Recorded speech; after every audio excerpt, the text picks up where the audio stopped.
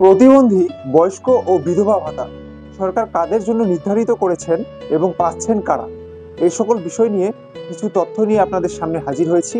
আমি রিফায়েত ইশতিয়াক হৃদয়।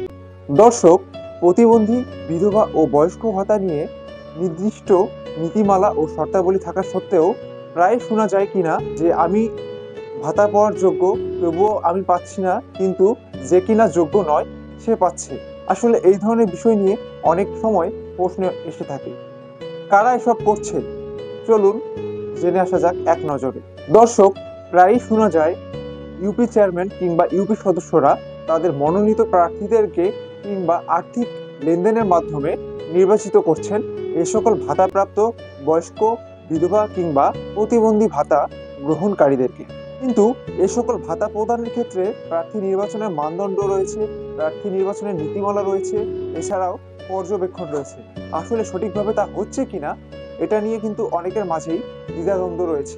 প্রার্থী নির্বাচনের ক্ষেত্রে কোন কোন মানদণ্ড রয়েছে, কোন কোন নীতিমালা রয়েছে, কারা পাওয়ার যোগ্য, কারা পাচ্ছে, এ সকল বিষয়ে কিছু তথ্য আপনাদেরকে তুলে ধরব। দর্শক, প্রথমে আসি নারীদের ক্ষেত্রে।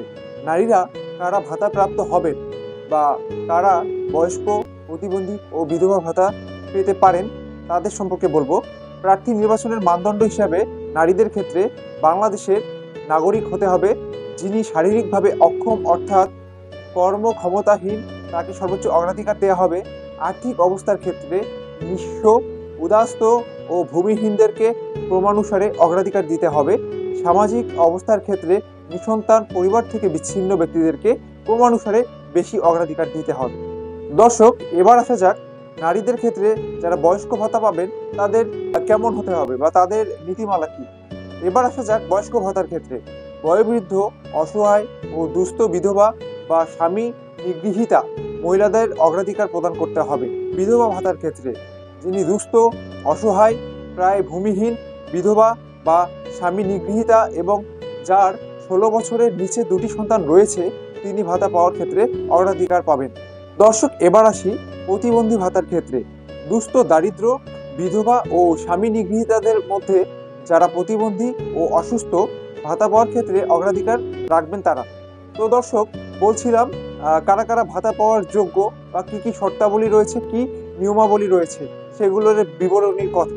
দর্শক, এতক্ষণ ধরে আপনাদেরকে বলছিলাম যে কারা কারা ভাতা পাওয়ার যোগ্য বা যে সকল যোগ্যতা রাখলে ভাতা পাওয়া যাবে সে সম্বন্ধে। আসলে এখন অনেক ক্ষেত্রেই প্রশ্ন আসে বা অনেকেই এই সকল অভিযোগ তুলে ধরেন, কিন্তু প্রকাশ্যে হয়তো বা বলতে পারেন না, অগোচরে আলোচনা সমালোচনা করেন যে আমি ভাতা পাওয়ার যোগ্য, তবুও ভাতা পাচ্ছি না। কিন্তু যার ভাতা পাওয়ার কোনো যোগ্যতা নেই, যে কিনা স্বাবলম্বী, যে কিনা প্রতিটি ক্ষেত্রে সমাজে ভালো পর্যায়ে রয়েছে, সে ভাতা পাচ্ছে, অথচ আমি একজন যোগ্য ব্যক্তি হয়েও আমার কোনো কিছু না থাকা সত্ত্বেও আমি ভাতা পাচ্ছি না। এ সকলের জন্য দায়ী কারা, মূলত কাদেরকে দায়ী করবেন, এ নিয়ে দ্বিধাদ্বন্দ্ব চিন্তায় পড়েন অনেকেই। তো এ সকল বিষয় নিয়ে আমরা অনুসন্ধানী তথ্য উদ্ঘাটন করব।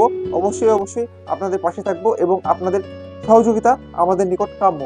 এ কারণে আপনারা যে কোনো ক্ষেত্রে যদি মনে করেন যে আমি যোগ্য, তবু আমাকে ভাতা প্রদান করা হচ্ছে না, সেই ক্ষেত্রে অবশ্যই অবশ্যই আমাদের সরজমিন বার্তা টিমের সঙ্গে যোগাযোগ করবেন।